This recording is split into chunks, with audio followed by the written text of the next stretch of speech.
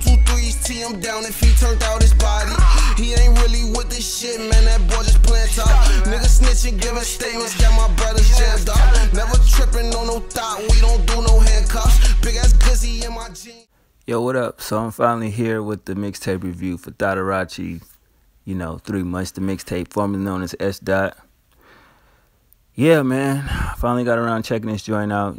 Shout out to bro that, wanted me to talk about it. I was going to talk about it anyway, just I go through other shit sometime, don't really feel like being on the music tip. But other than that, yeah, man, S. Dot been rapping since 2010, part of Team 600, if you know who they is. Kind of got like in a little riff with E-Day, supposedly or whatever. But this tape is supposed to be a dedication to the late, great L.A. Capone, R.I.P. to him.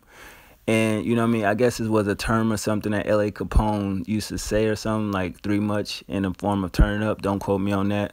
But he basically got 13 records on his joint, couple freestyles, like 3 freestyles. And it was kind of interesting, because I think his last joint, it was pretty dope.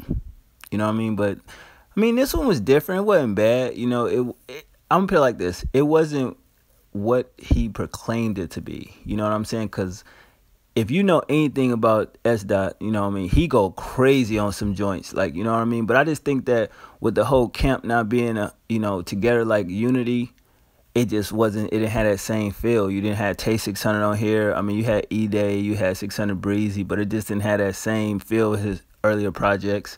The intro was very dark, though. I will say that, he talks about how he basically made drill, and it's like, damn, how many people gonna say that? They invented drill, whatever. But it was one line that he said, that shit was crazy. He said, I need some more drink because these Xans ain't doing shit. And if you know anything about Xanax, that's a crazy line right there. So I'm looking at that as maybe being honest, though. You never know with these niggas when they rapping and shit. But the intro was dope. Then it goes into Block Hot, basically about doing drills, killing ops, I think the beat was very dope. The hook was catchy, I'm like, oh, okay, he got melody in it. That was pretty ill, It gets into I'm the Man freestyle. To me, killed that shit. Nothing really bad to say about it. It's actually a video out for it right now. And I was like, all right, he's starting his tape off strong. Then it gets into gang members featuring 600 Breezy. It got a bouncy beat to it, I was like, yo, what they gonna do with this joint? So I had to run it back twice, to get familiar with it. But it's definitely a good record. I definitely fuck with it, Breezy came through some light. He ain't really go crazy like how we know Breezy can go crazy. And I was like, damn, like what's really going on, But either way it goes, still a solid record.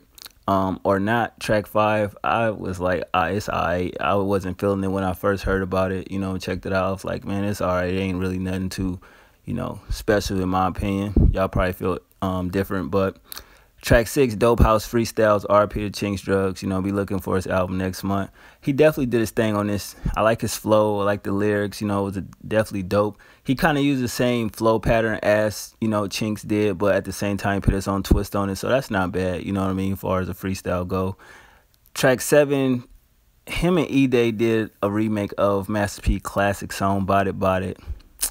And you can't, when you want to touch a classic song, in my opinion, you really got to bring it, and they really didn't bring it, Same cadence as the original, but just a little, Chirac twist on it. It was alright. It wasn't really, I was like, damn, man, why would you go take a classic beat like this and just, whatever, man. But it is what it is. Ride 2, track 8. Definitely some Ride music right there. You could hear his pain in this record. That's one thing I noticed off bat. I was like, damn, you definitely could hear his pain. Kind of got a smooth sound to it, melodic sound to it. Definitely a good song, definitely some Ride music, ride out to it. Even though that's the name of the record, Ride 2. It's kind of dope. But yeah, so I definitely fuck with that. Getting into Skrilla Freestyle, Kodak Black record. Not bad, it was good. I like his delivery, his lyrics. It was cool. I like his flow and everything like that. Not bad though, Couple takes from the original, but other than that, it was a good record. Track 10, Everybody, it was alright, nothing too special. About That Life, track 11, featuring Chaos, New Money. I will say it was a good record. The hook is catchy as hell, Violent record, his flow. It was dope. I really wasn't feeling a feature though. I think S. Dot could have did his thing by itself, but that's just me. About That Life, basically, you should know what that means. If you don't get familiar with the term. Track 12, Run It Up, basically about, you know what I mean, everything that come with the streets, I guess. Money, chicks, guns, kind of got a good beat to it, you know, melodic feel, nice flow with it, you know. Run It Up, basically got a bag, run it up, run a check up. Money talk, basically, you know what I mean, everything that come with it. And the last track, T-Shirts and Panties skit featuring Mike Knotts, wasn't feeling it at all, but I talked about that earlier when I first heard about the record. But other than that, man, it's a good mixtape, you know, nothing too bad. But he been rapping since 2010, 2016. I really don't know, man, but he definitely got potential better than this. You know, he definitely can spit with the best of them, in my personal opinion. I don't think he just an average drill rapper. I think he has potential to do some greater things in this, but at the end of the day, the drill scene ain't the same. But I fuck with 9 or 13 records, you know. It's about 6.5 out of 10 in my opinion.